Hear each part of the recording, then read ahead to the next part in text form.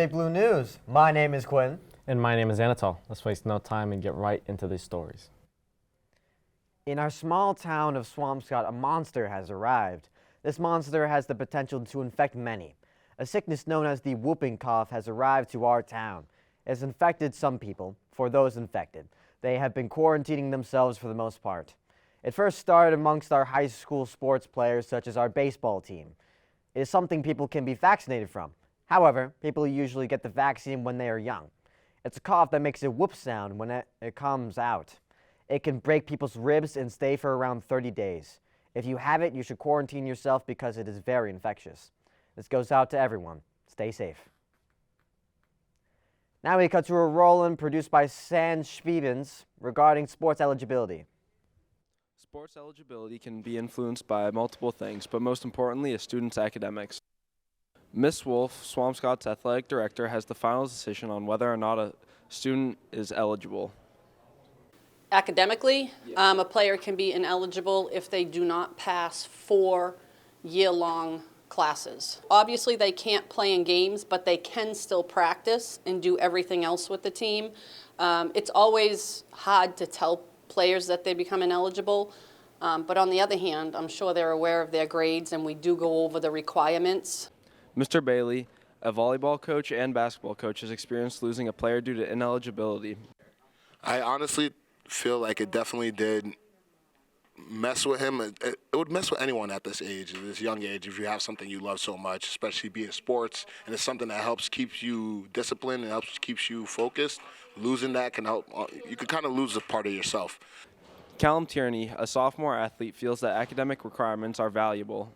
For me personally, it's never been much of an issue for my grades, but I feel like if they were to drop that low, I would probably want to continue playing sports, so it would probably be an incentive for me. Overall, student athletes need to remember that the student makes the athlete and the academics come first. I think it's really a matter of the student athletes being willing to put in the work, to go for extra help, and that sort of thing. We do make it very clear with our coaches and in all of our meetings that the academics come first.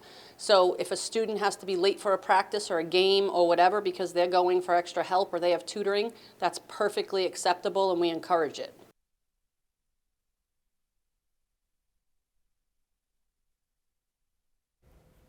In multiple colleges right now, there are protests that are against the Israeli war, specifically pro-Palestinian.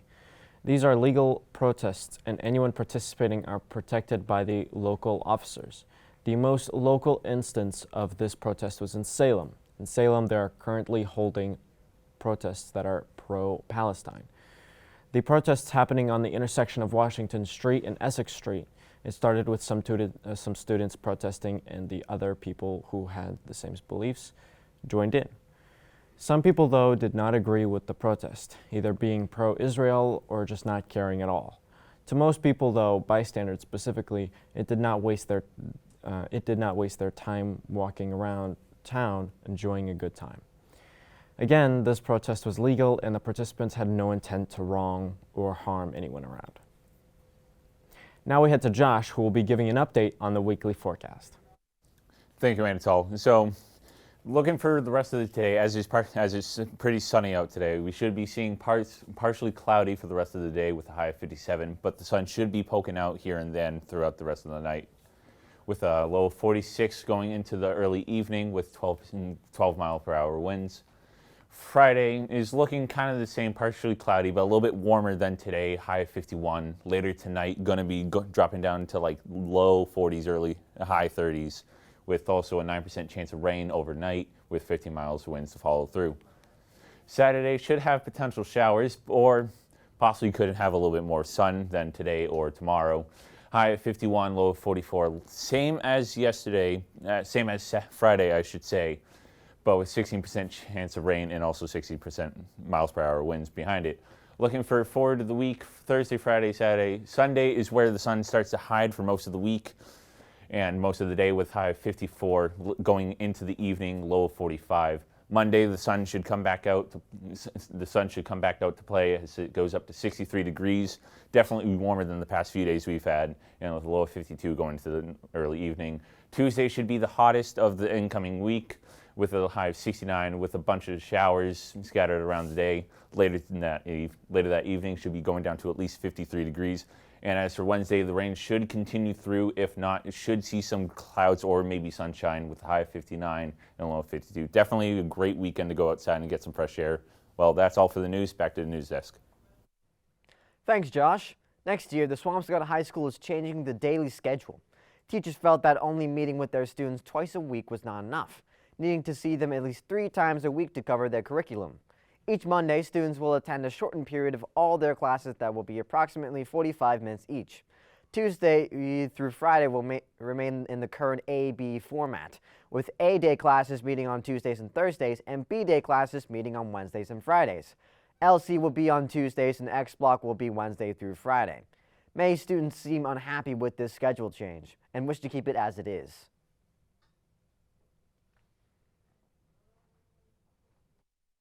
Now we cut to a story produced by Coco Clopton about the new teacher duo of Miss Woodfin and Miss McDonald. Swampscott High School staff of educators, counselors, and administrators is very well rounded in terms of experience and age. However, SHS's newest power duo has taken the school community by storm. Throughout the year, Miss Woodfin and Miss Mack definitely have their hands full. As tri-season coaches, the class of 2026 class advisors, Powder Puff coaches, and ADL club advisors, it's hard to imagine how they manage all of their endeavors. You know, if she's busy teaching and I can do something in my spare time, we kind of like cooperate that way and are able to help each other when one of us is busy or not busy. The staff, our administration have been fully supportive of everything that we're tackling and taking on. In their short time here, together they have made a multitude of connections across our student community. I mean, not being in high school too long ago, we were just in your shoes, so I think us being younger can help us relate to those students. And you know, whether you're having a hard day or a good day, or you just got into college, or you know, you're going through a friend breakup or whatever, I think we were just there. We definitely we bring a different presence, I think, and a different type of energy maybe. With fresh outlooks and hip viewpoints, these two offer some solid advice for current students. And try to get involved in as many things as possible, because you don't want to look back on it and regret, like, oh, I should have done this or I should have done that. So although it's hard, and I know sometimes this is the last place you want to be, it's important to come, show up, and be involved. Remembering that whether you're a senior, freshman, sophomore, junior, like you're all here in the same place, like going through high school together. Miss Mack and Miss Woodfin's genuine friendship shines through in everything they do. From the Big Blue sidelines to the streets of New York City, it's safe to say they do it all. We are teacher BFFs and outside BFFs. Great roll in by Coco. Moving on, every year the seniors of Swampscott High School host an event called Senior Assassin, a cunning game about receiving a target, and your primary goal is to assassinate said target with a water gun. Of course, these seniors who are assigned targets have a target on their backs as well. We have seen the competition already in full swing. Many people have already been eliminated from the competition. Students camping out in bushes, driving around in their cars, hunting down their targets, as well as other crazy methods in order to eliminate their target. The winner of the Senior Assassin will win $1,000 as a prize for their efforts. Good luck to all the participants. On another note, now we head to Laurel and Lila, who will review the Met Gala fashion show looks, which took place on Monday night. Hi, my name is Laurel Howard. And my name is Lila Giard. And we're going to be talking about Met Gala looks. So the theme on Monday was Sleeping Beauties and Gardens of Time. So the first look that we are going to take a peek at is Zendaya. And believe it or not, she had 2 outfits, and they're both amazing. So Lila, what are your thoughts on this first outfit? I think she pulled off the theme so well. The design of the dress was absolutely stunning. I love the color choice, and she just pulled it off completely. I think it's a complete 10. What do you think? Yeah, I love it.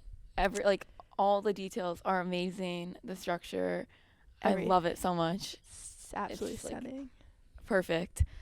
Now we're going to take a look at her second look of the night. This is beautiful. I love it so much. It's a vintage archive piece from the Givenchy runway in 1995, I think. What do you think? I love it so much. I think it gives like Hunger Games, like Katniss vibes, and she looks absolutely stunning. I love the top of like the flower detail, and it fit the theme so perfectly. Yeah, the bouquet on her head is just like, it's so cool. I can't believe somebody thought of that. And I love it. It's so on theme. Yeah. It's a really good way to like incorporate the theme into this dress. Mm-hmm. I really like it. Now we're going to take a look at our next look. This is Wisdom K, I believe. What do you think? I love this look so much. I love how he just didn't just wear a black suit, and he actually put some effort into his outfit. The design of the suit is so stunning. I love all the detail. The red is such a good choice, and it fits the theme so well. Yeah, I'm definitely tired of just seeing every guy in a plain black suit, so it's really good to see somebody wearing something like this. It's so unique. Yeah. And all the details are amazing, and I know he's been wanting to go to the Met Gala for a very long time, so I'm very happy for him. Me too. Now we're going to take a look at Gigi Hadid. I love this. What do you think? This is my absolute favorite look. I love the yellow and green, and I love how it's just absolutely stunning. The end of it, there's so much detail into it, and the ruffles are absolutely it's just so amazing. I love this dress. Yeah, and she always does great at the Met Gala, but this is one of my favorites. She the details are so good. She looks so good. Yeah. I love the roses and the leaves, and it's amazing. And it must have taken so long to construct this. It's beautiful. And now we're going to take a peek at Tyla. So this is the last look that we'll be reviewing. I love it so much. It's so beautiful. I love it. It's so unique, and I love how she actually put so much effort into the theme, and her designer did such an amazing job. He also wore a sand suit, which I think was I love how they have a bond, and this is just it's so impressive. And the backstory of this dress is they literally sculpted her body and did this somehow. I love it. It's so on theme with the time part. I love it. She looks great. The hourglass is just the hourglass with the sand is just it's basically on her body. It's crazy. It's it's so perfect. It's perfect. We saw so many good outfits, and it's amazing. Now we're gonna head back to the news desk. Thank you. Thank you. Now we cut to the sports desk where Joey gives us the latest news regarding the spring sports season. Had their winning streak snapped on Monday by Peabody as they fell 10-5 for only their second loss of the season. The aforementioned winning streak included a 19-2 and 15-0 wins against both Gloucester and Winthrop respectively. They now sit at 82 and number 12 in the division for powered rankings. They play today versus Salem, looking to bounce back. On the boys' side, their dominance of the NEC has continued as they're rolling into a Salem today, owners of a 6-game winning streak, including a 4-1 hard-fought win against an extremely tough Peabody team.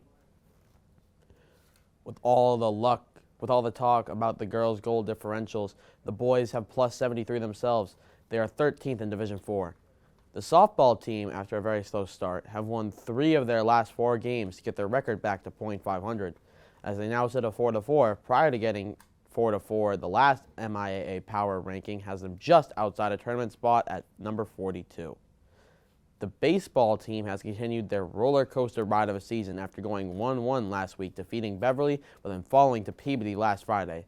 After a cancellation Monday, the boys have 3 games in 3 days that began on Tuesday. They took on Northeast Metro Tech on senior night Tuesday, winning 15-5, and will take on rival Marblehead today at 4. That's all I have for sports today. Back to the news desk with Quinn and Anatol. Thank you, Joey, and thanks for watching this episode of Big Blue News. Make sure to like, comment, subscribe, and tune in for next time.